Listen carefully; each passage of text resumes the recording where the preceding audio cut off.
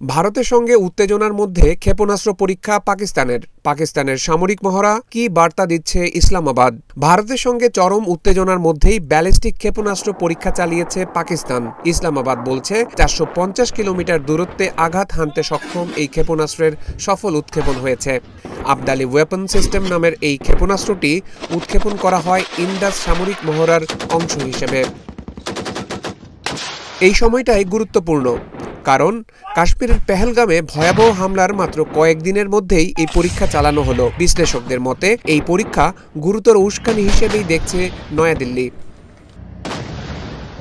পাকিস্তানের পক্ষ থেকে দেওয়া বিবৃতিতে জানানো হয়েছে, উৎক্ষেপণের মূল উদ্দেশ্য ছিল সেনাবাহিনীর প্রস্তুতি যাচাই এবং ক্ষেপণাস্ত্রের নেভিগেশন ও গতিশীলতা পরীক্ষা করা। সরকারি বিবৃতিতে প্রধানমন্ত্রী শাহবাজ শরীফ ও সামরিক নেতৃত্ব বাহিনীর সক্ষমতা ও প্রযুক্তিগত অগ্রগতির প্রশংসা করেছেন। গত 22 এপ্রিল পেহেলগামে হামলার পর থেকেই দুই দেশের নেতাদের ভাষণ আর অবস্থানে বাড়ছে উত্তেজনা।